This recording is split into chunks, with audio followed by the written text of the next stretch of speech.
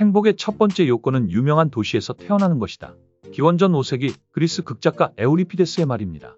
만약 당신이 태어날 장소를 스스로 결정할 수 있었다면 과연 어디를 택할까요? 서울과 뉴욕, 런던과 파리 중 당신의 선택은 어디일까요? 소말리아 모가디슈, 짐바브웨 하라레는 어떤가요? 열악한 소도시를 폄훼하려는 의도는 없습니다. 뉴욕이나 파리에서 태어났더라도 부자가 아닌 이상 행복할 가능성이 희박해 보이기 때문이죠. 다만 분명한 건 도시가 한 사람이 감내해야 할 생의 강력한 조건이란 사실입니다. 그렇습니다. 인간은 첫울음을 터뜨릴 때 운명의 8할 이상이 예정됐던 것인지 모릅니다. 부동산의 열기가 끝을 모르는 한국에서 이언 골딘 옥스퍼드대 교수의 2023년 출간된 책 번영하는 도시, 몰락하는 도시는 그 제목부터 예사롭지 않은데요. 우선 저자 이언 골딘에 대해 조금 알아보도록 하겠습니다. 그는 남아공 케이프타운 대학교에서 학사 학위를, 런던 정경대학에서 석사 학위를, 옥스퍼드 대학에서 석사와 박사 학위를 취득했습니다. 남아프리카 개발은행의 최고 경영자를 지냈고 넬슨 만델라 대통령의 경제고문으로 활동하기도 했죠. 유럽 부흥개발은행 수석 경제학자, OECD 프로그램 디렉터, 세계은행의 부총재 등으로 활동하며 무역, 환경 및 지속 가능한 개발에 관한 다양한 임무를 수행해왔습니다. 그는 특히 세계화와 개발 분야의 세계적인 석학으로 알려져 있는데요.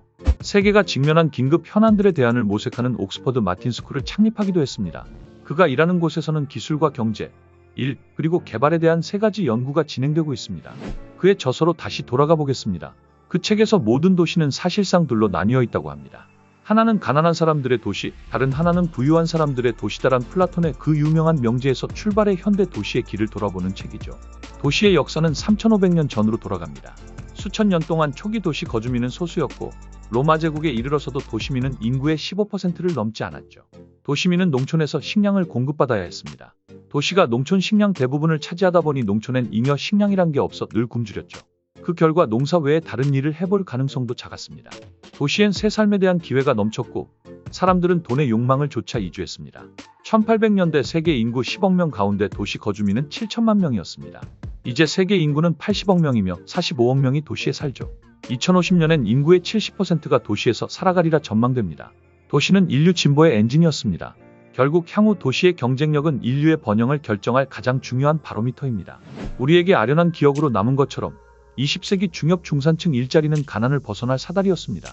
가장 한 명이 벌어도 내 식구가 먹고 살 만하던 그때 더 나은 삶을 찾아 도시로 이주하려는 노동자의 꿈도 어렵지만 실현 가능했죠. 전부는 아니었어도 누군가는 그 꿈을 성취했습니다.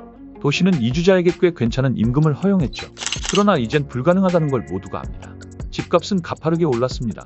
과거엔 중산층에 해당했을 일자리 임금으로도 거주비를 감당하지 못한 노동자는 외곽으로 또 외곽으로 밀려납니다. 저자의 나라 영국의 수도 런던도 도시 불평등을 보여준 세계사적 사례죠.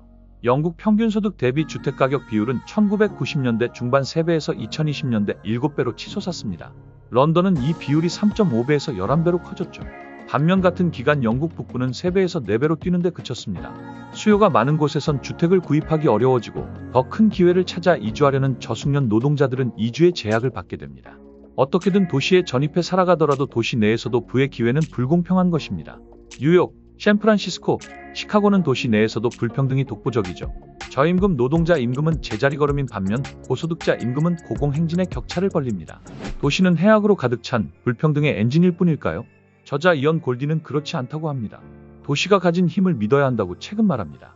런던 서부 커네리 워프는 도시 진입의 불평등이란 문제를 전환하려고 시도 중인 진귀한 사례죠. 서울로 치면 여의도에 해당하는 커네리 워프는 금융기관 밀집 지역으로 오후 7시만 지나면 사람을 거의 찾아볼 수 없었습니다.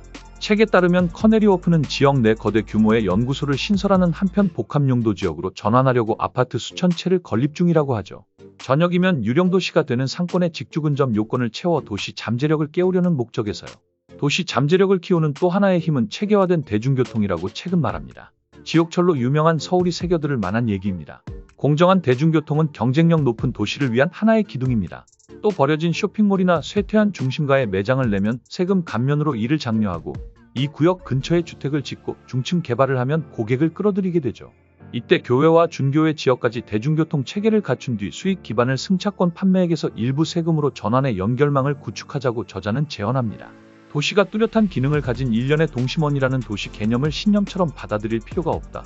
가난은 도심에서 멀리 원심으로 이동하기 때문에 도시에서 떨어진 사람들의 도심 접근성을 높여야 도시 전체의 경쟁력이 가능해진다. 는 주장은 서울 메가시티의 당부를 사유할 진언으로 읽힙니다.